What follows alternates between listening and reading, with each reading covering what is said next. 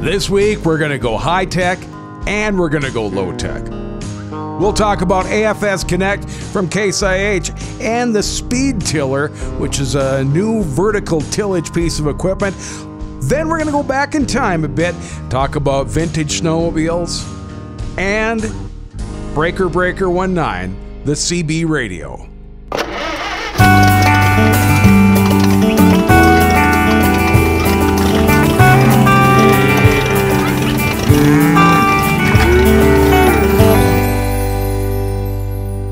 Welcome to the Real Reflections Podcast. It's Dave Nelson in Carrington, North Dakota, and myself, Grant Nelson, here at the studios of Thief River Falls Radio.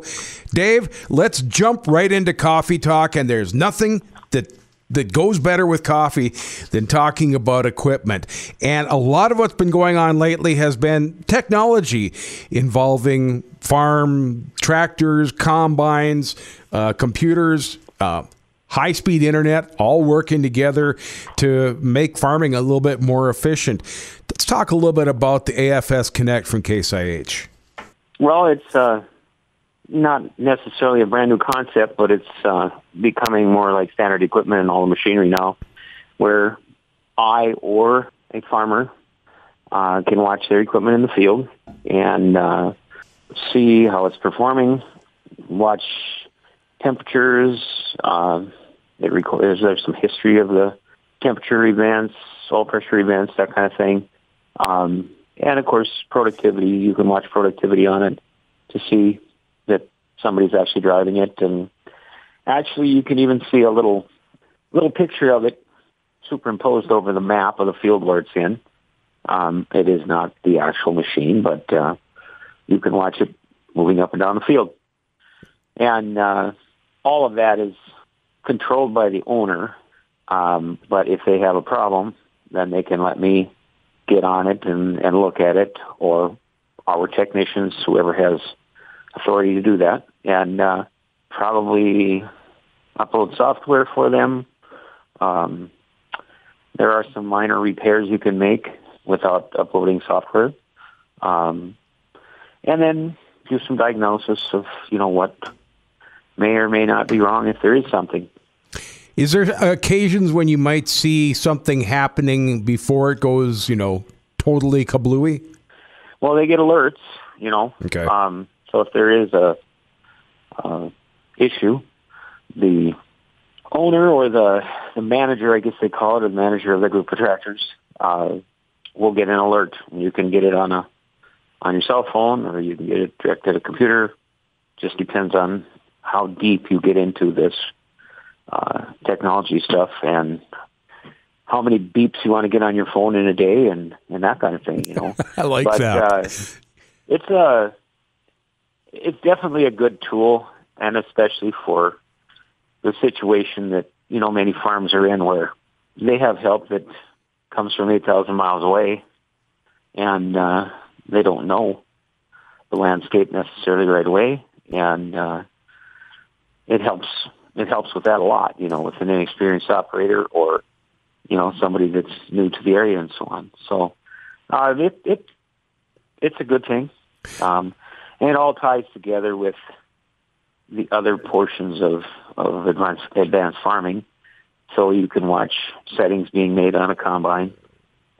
You can watch the depth of an implement, provided you have that technology on your implement and your tractor. And if somebody's out in the field working 3 inches deep and they wanted them to be 6 inches, the manager calls up and says, "Hey, lower that digger a little bit. You're not digging deep enough." Or raise it out of the ground or something, I like that, but are there some times when the adjustments are made autonomously? I mean, does the combine ever say to itself, "This stuff is too wet. We need to adjust the intake a little bit," or anything like that? Oh man, yeah, it changes the speed of the machine. It watches the load against the machine, changes feeder house speeds, sets the sieves back and forth, changes the speed of the rotor. All based on conditions. There's a camera that watches grain quality and also for trash that looks at all the rain. Of course, there's temperature monitoring and moisture monitoring and yield monitoring. And all of that stuff changes during the day as the crop dries up a little bit or maybe gets a little wetter, just depending on which.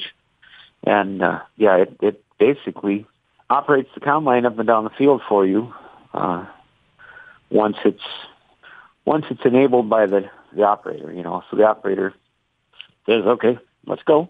And lets the header down and away it goes.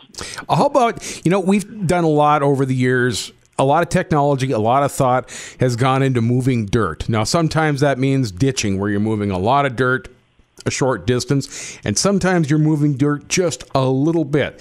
And one of the watchwords for the last couple of years seems to be vertical tillage. Can you talk a little bit about vertical tillage that Case IH offers? Yeah, well, there are different versions of it, but they have the vertical tillage that looks like something like a traditional disc. Only thing it doesn't dig as deep or have as deep a dish on the discs. And their newest one is called a speed tiller, and that's a unit like a lot of others, but differs in that it is used to control the depth of the seed bed. A lot of vertical tillage just basically tears up whatever's there and leaves a real rough surface below the soil. So if you took the loose soil off the top, you'd see all these deep spots and high spots. And then when you come back into seed there, then of course your seed is not necessarily all under the same compaction when it goes in. And emergence is part of the problem to start out with, because you get uneven emergence that way. And the other thing is the roots are fighting in the hard ground to move harder than the ones in the soil that's worked up a little bit. So the intention is to have an even seed bed below the surface of the ground to put a new seed into in the spring.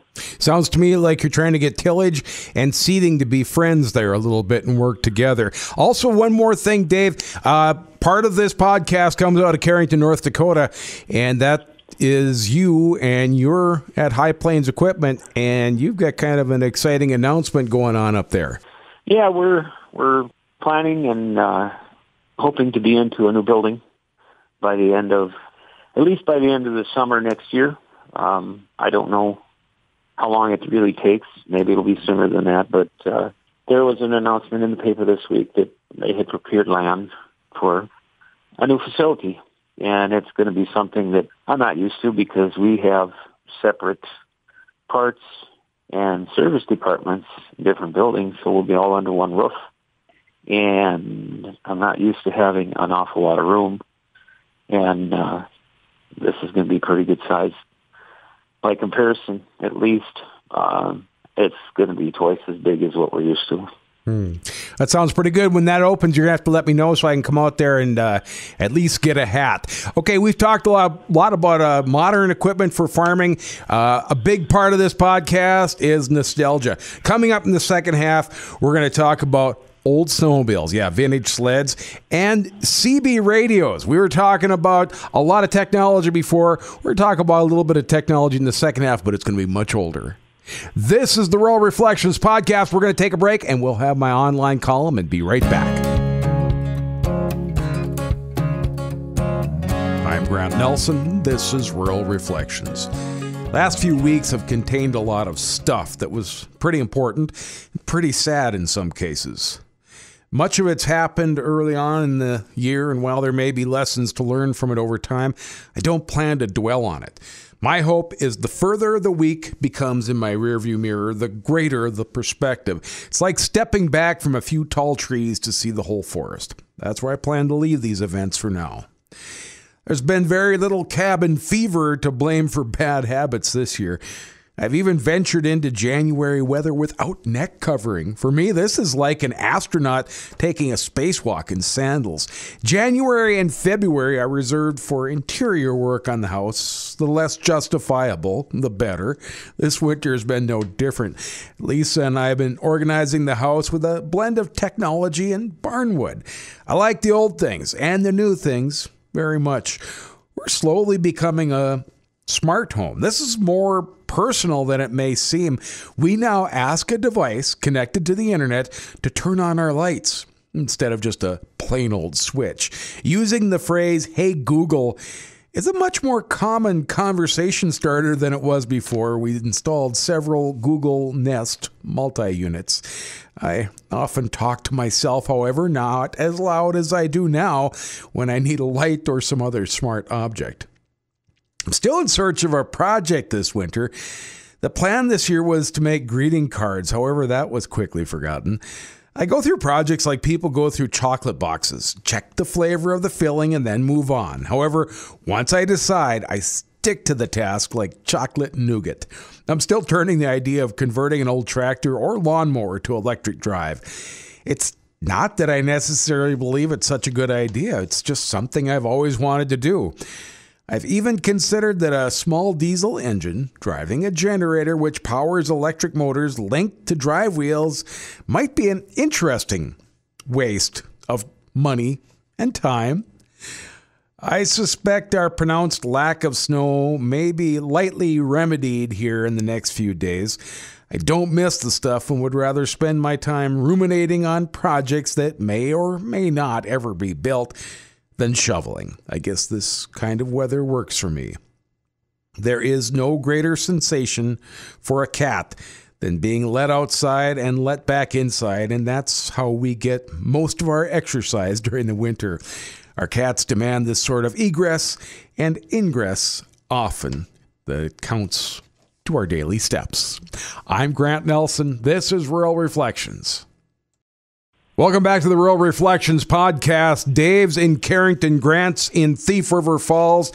And it's the time of the year when we typically see snowmobiles running around, even though there's not a tremendous amount of snow. But no matter what, it seems like we always see vintage snowmobiles. Vintage sleds, we have some vintage sled racing, we have vintage sled shows, and just people who are out in their shops working on old sleds. And the one nice thing about them, when there's not a lot of snow, you can always run around on the bogey wheels without a big problem, at least. And Dave, you and I, we like old snowmobiles. We lived during that time. You actually were into even some of the racing with them. But there's a certain amount of nostalgia and sentimentality that goes along with messing around with old snowmobiles. Yeah, I know. You can't hardly not stop and take a look at them when they're on Facebook rummage sale or, there's always vintage sleds available. Somewhere somebody's got them. They got two of them in a trailer that they want to get rid of, and I always look at them. And it's kind of funny because my son-in-law just bought a couple of them. Yeah. He bought a Pantera and a Panther, and I think they were like a 76 and a 77. Mm-hmm. And they had been in storage, put some fuel in them, fired them up, and they're driving both of them. Dang, that's really good. And the one wouldn't start. I told him, I said, well, maybe you should clean the points on it. He said, they have points in those, huh? And I said, yep, maybe. And so he's young enough that he probably never seen points in a snowmobile. It's all electronic ignition, Yeah. But anyway, he got them both going. They're a couple of nice-looking sleds. They were stored in a good building, and got the sleds and the trailer both for about half of what I paid for a new snowmobile in 1973. Now, 1973, that would have been probably a John Deere sled back then, like maybe a JDX-8? Yep, I had a JDX-8 then. Yeah. I remember when I was a kid, or when I was a little bit more of a kid than you probably were, but we had an Arctic Cat way back when too, didn't we? Yeah, I put a lot of miles on that thing. That was a 70 model Panther. Okay. And it had a I can't remember what it was, a 300 Kohler, 299 Kohler, I think it was. 299 or 309, I don't remember. One cylinder anyway. And it was a good old, dependable old girl.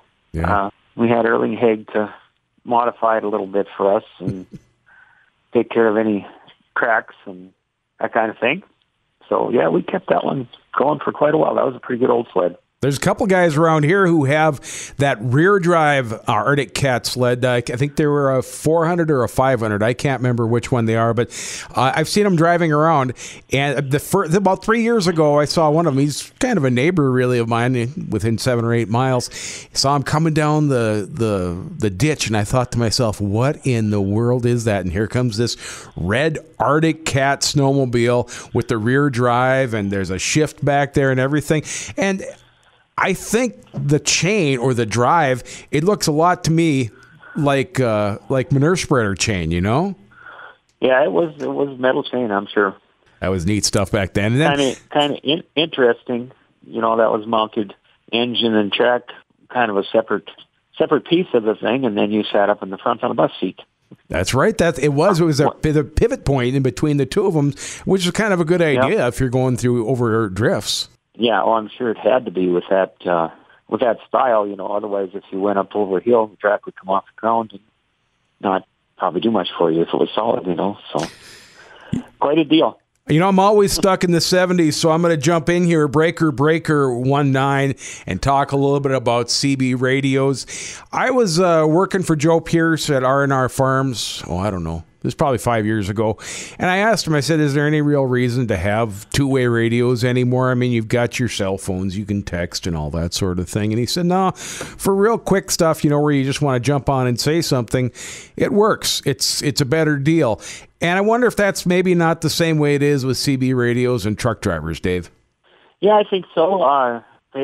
Anybody that's out on the interstate regularly or, you know, doing some long-haul trucking likes a CB yet. And it's just, you know, probably good for a couple, 3 miles, but it works for them. I know for farmers, you know, that have had business bands, they still like to keep them even though they have cell phones everywhere. It's easier for them to talk on a business band radio with Mike and that than it is to dial a phone number and so on and call that way, although it's getting a lot different because there's Bluetooth and everything right now. So, you know, the radio can take care of it for you if you want to just say call whoever.